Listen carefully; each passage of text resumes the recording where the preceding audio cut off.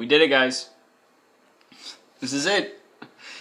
Episode 65, Magical Mystery Cure by Mitch A. Larson. This is just gonna be amazing, guys. This is it. This is it. This is it. This is it! Magical Mystery Cure. After this, we're done. And then I can do anything before Equestria Girls 1 gets reviewed by me. Yeah.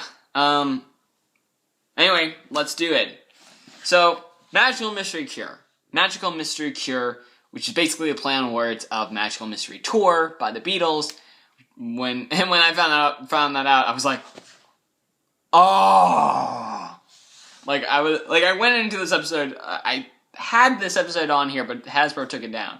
But I had the episode on this channel, and I was like, Magical Mystery Cure. Okay. Then I found out about Magical Mystery Tour, and I'm like, really, Larson? Really? That's the episode you go with? So, yeah. Let's do this. Alicorn and Twilight, ready to show up. And here we go. So Twilight awakes one morning to find that her 5 best friends are sporting the wrong cue marks. They've been switched. Yeah. We started off with a song called No No No No No No No No Morning in Ponyville, which is okay. It's a good song to start off the show. Twilight sees chaos all around Ponyville, from Rarity trying to control the weather to Pinkie harvesting apples. Rainbow Dash is trying to care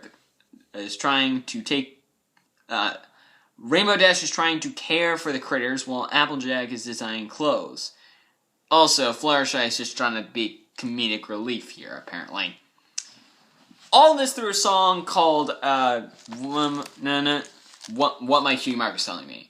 Na na na na na na na la da da da da da da da da da.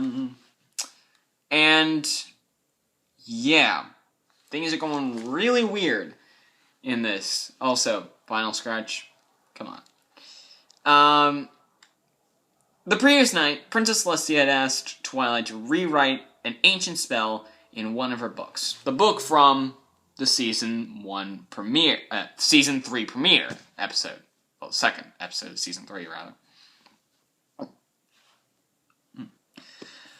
At first, Twilight believed the spell had no effect because she cast it, but now she knows it accidentally switched her friends' cue marks, causing them to do things they aren't good at. Actually, it switched around the elements of harmony. It really switched around the color of the elements of harmony with the shape of the elements of harmony. So, like, originally it was like an orange apple for, like, Applejack, got turned into a purple apple. So now she has Rarity's talents. The diamond is now blue. The diamond is now red. The lightning bolt is now pink. The butterfly is blue. And the balloon is orange, basically. And purple's just, element of magic. So yeah. Twilight reflects on how each of her friends has changed her life in their own unique ways. I don't know what that means, but she definitely sings another song called, Gotta Find a Way, which I actually thought wasn't necessary for this episode, but now that I look at it, it's really good. I like where they've gone with it. It's a pretty good song. I have to give them that.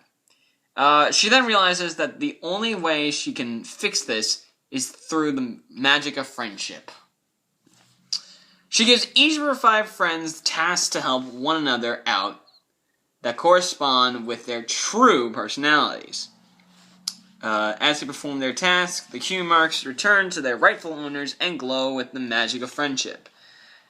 When all 5 friends have been restored, a bright light shines from within Golden Oak Library. Pause. Hold on.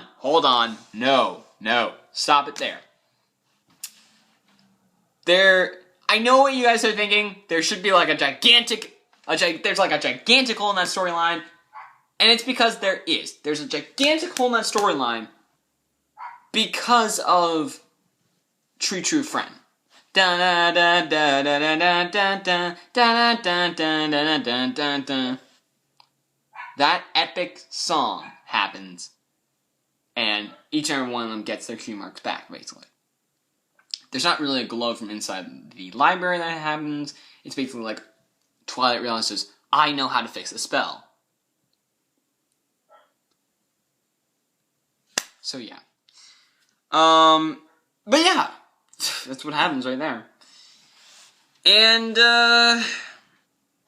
anyway, it is coming from the spell book. What? The spell is rewriting itself. No, it's not! This guy has no idea what he's talking about, but let's just keep going. The light from the book engulfs Twilight Sparkle as she rises up into the air. When she reappears, she is sporting a pair of wings. Okay, pause. Pause there, because that's not what happened. Twilight realizes how to fix the spell. She runs into the library, rewrites the spell in the book, or at least adds a few lines. I think adds a few lines, maybe. The elements of harmony react to this, basically annihilating Twilight, or at least it seems like they've annihilated Twilight. She goes into this whole limbo state, and Celestia shows up, saying, "Congratulations, Twilight." What did she do to get congratulations? She fixed the spell that not even Star Swirl could fix. And because of that, it's time for this new change. It's, you're ready, Twilight. This, of course, sparks the first ever Princess Celestia song, an amazing song by Nicole Oliver, called Celestia's Ballad, even though it probably has a different title. But it's amazing, it's heart-wrenching, it's great. I love it. It's just perfect. And through it, she's basically saying, throughout your entire history, you've done all this stuff, and now it looks like you're ready to go further in your studies, as I said in the first 2 episodes of the season. And by that, she means, boom, wings. So Twilight becomes an alicorn. Yeah. And her friends are actually excited about this. And Princess Celestia then appears and explains to Twilight that she has earned the wings through creating her own special magic. The magic of friendship! Then, everybody gathers in Canterlot to view Twilight Sparkle's coronation. And the friendship lesson is actually 2 different sayings. One from Celestia and one from Twilight.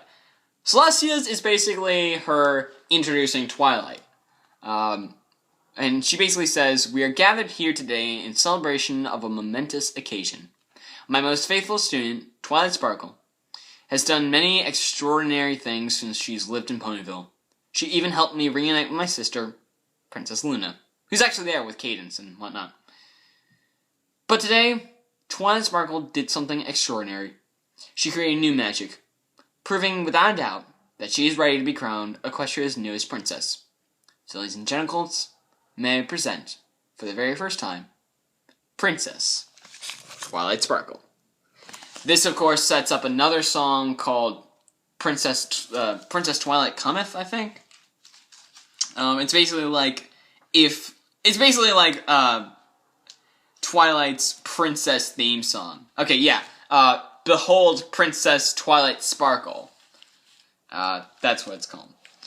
It's basically a song that's like, na na na na na na na. It's Twilight's theme song. But yeah. Then she gives a speech, and she says this. "A little while ago, my teacher and mentor, Princess Celestia, sent me to live in Ponyville. She sent me to study friendship, which is something I didn't really care much about. But now, on a day like today, I can honestly say I wouldn't be standing here if it weren't for the friendships I've made with all of you. Each one of you taught me something about friendship, and for that, I will always be grateful. Today, I consider myself the luckiest pony in Equestria. Thank you, friends. Thank you, every pony." And that's it. This, of course, sets up Liquid Pride, and it also sets up life in Equestria, and Derpy's return. And with that, that's it. That's the third season. I'm going to talk about this episode first, and then I'm going to do a separate episode about season 3 as a whole.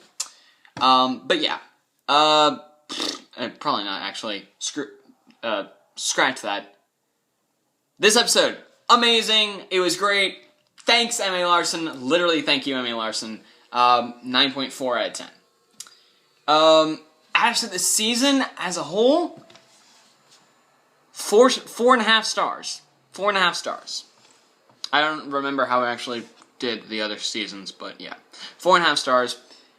A little bit less than season 2, which is like 4.75, like a 4.8 out of 5 stars. And a little bit more than season 1, which is like 2.5. It's okay, but yeah, that's it. And up next in this series, at least, is the long-awaited movie. So I hope you guys enjoy what I had to say about the movie. I hope you guys have enjoyed the series, and yeah, up next, the movie. There, guys.